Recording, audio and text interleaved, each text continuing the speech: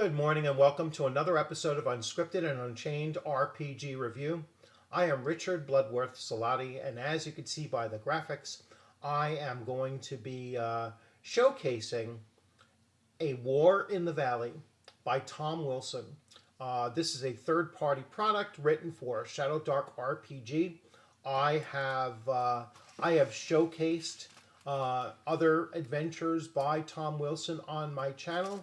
The Slumbering City being the one most frequently showcased and talked about because I have run that adventure now 3 or 4 times at a convention, and it's always been a huge crowd pleaser. Players absolutely loved it, loved the game system. To me, ShadowDark should be the game of the year for either 2023 or 2024. It released so late on 2023, really like the last day of December, or December 30th or even 31st is when I got my hardcover copy of it. I certainly consider it to be the true champion of 2023, 2024, as far as OSR centric games are concerned. But anyway, Thom is a brilliant writer. He writes excellent adventures. And I had the great pleasure of, Thom reaching out to me and sending me a draft copy of this adventure. And I'm going to tell you what my contribution of it was. So, as you can see, here is the adventure, and I will go into some details now. I don't do spoilers for adventures, so I'm going to give you just some basic details to kind of understand what the adventures is about, and some of its theme, without revealing any of the ins and outs of the adventure itself. So as you can see here, Thom put a special thanks to Richard Bloodworth Salati, and basically what I did was when I got Thom's email along with the draft, he asked me just to read through it and just get back to him with any ideas that I had about it, and I really only got back to him with 3 questions, and I contributed nothing to the writing of this other than just posing 3 questions that I thought of when reading through the draft, and I was thinking both as a player and encountering this as well as a game master, and thinking, well, what else could I do with this? And those 3 questions ended up being, primarily in the, appendix of the, of the game, of the adventure. So when I first looked at it, so there are 2 main factions involved in this war in the valley. There's the goblins, and then there's the kobolds, and the adventurers are meant to go into this valley and and deal with, in some way, whatever way they choose, to deal with this war going on in this valley. And my question was like, what is their incentive to choose sides in this? And then obviously there's always the possibility that the player character group will just go in full murder hobo and just kill everything.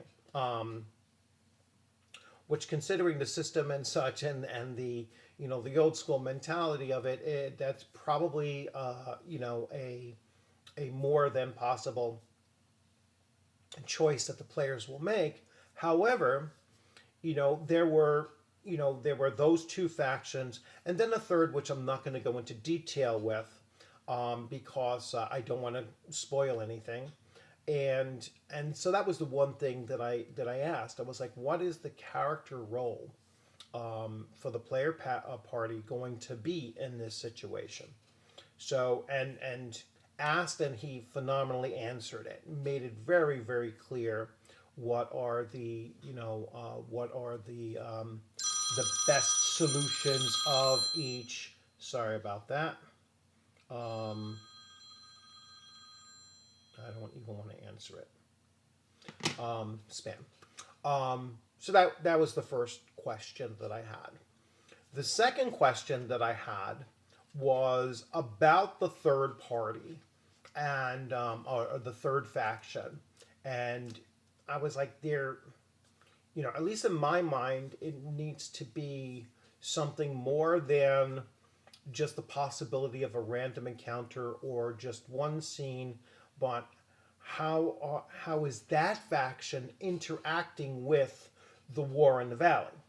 All right, and so that was another question that was asked and then, brilliantly answered, so that now the game master, as he or she is running this, can and look and see like what are the players actually doing with this third faction, and how can they, how can they make either exploit that issue for their own benefit, or maybe they'll choose to join up with that faction, or make that faction the real focus of their own aggression and look to eliminate. So that was my second question, and again, Thom really dealt with it well. And then finally, I had a third question, which I can go into even less detail, other than I basically asked, why would blank be siding with this faction?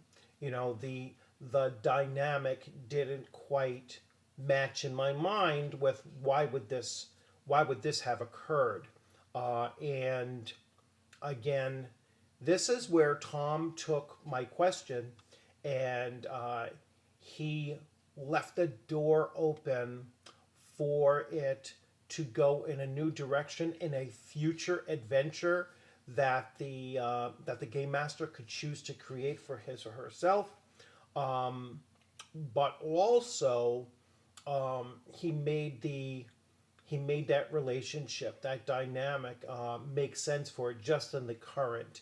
And so now it was pretty clear this is why, this is the possibility of where it could go into in the future, and or at least the player characters might understand this is why this occurred this way. If they even encounter that, or even if they question that, that relationship. So I was really honored that Thom reached out to me and asked me, hey, take a look at this, draft, and give me some, give me some input on it or whatever. Not that he was asking for help, but just, what did I think about it? And then that's because I've already run his other adventures so many times at that point, and had such a great experience from it, and I've met Thom several times in person.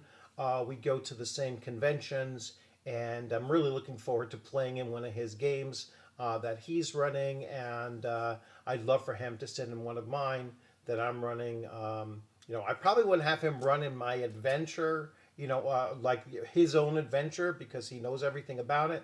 But I am currently writing or converting, I should say, an adventure from Conan 2D20 to ShadowDark. And that is certainly something that once I'm done doing that full conversion and tweaking that draft up, quite a bit, then I'm going to send it over to Thom and ask him to do basically the same thing. Hey, tell me what you think about this. If there's anything that you think needs to be added to, changed, to do what and what not, or if there's anything that you have questions about, and that way I can possibly address them in the writing.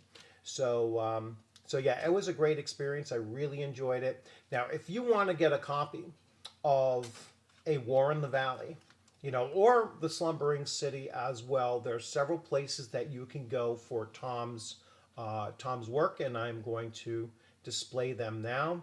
So this is on Lulu, and right now you can only get A War in the Valley on Lulu in paperback. Um, this is the paperback. It is still only $7.59 US dollars. So I would definitely jump on that and get that now. He has some other adventures here. Another paperback for $9.42. Prison Pit of the Ageless King. Now, again, this $7.59 I believe is a temporary lower cost right now. It will probably go up to the same 942 later on. So I know it's currently on sale, like 10% off or something along those, or maybe even a little bit more. You Should Never Have Come Here, which is an old school essentials adventure that Thom had written. The Slumbering City you can get here for $20. That's a much longer adventure, and it has a lot more like art in it and everything, thus the slightly higher price. Not that this doesn't have a good amount of art as well. Actually, I'll probably show you some of that art off in a bit after I run it for the first time in about 2 weeks, and after you've had some opportunity to buy this, over the next 2 weeks, then I'll do some art reveals. All right. Now on drive-through, and let's make sure you're looking at drive-through as well. So on drive-through, you can also get some of his work. His work comes under Throw Eye Games. All right, and or you could just type in Thom, Thom Wilson, and this will come up as well.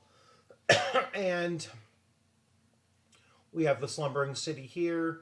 You can get that for $10, and that should be the PDF, as well as some of his other works here, some of his other adventures. Like, I don't have this Prison Pit of the Ageless King, so I'm definitely going to pick that up.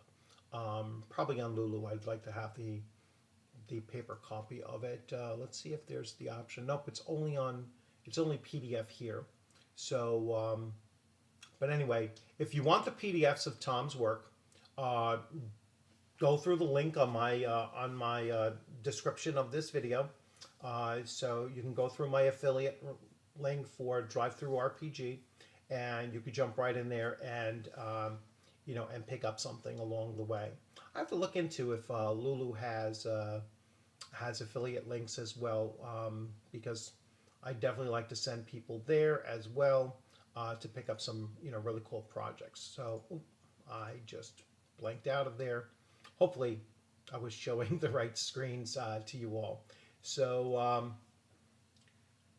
again, really great stuff coming out from Thom Wilson, and more and more support for ShadowDark is coming through the third-party creators, and really excited to see this game system really flourish at the convention scene as well. And I'm really looking forward to running it as one of my primary home game systems, which I'm just about getting ready to start on July 5th.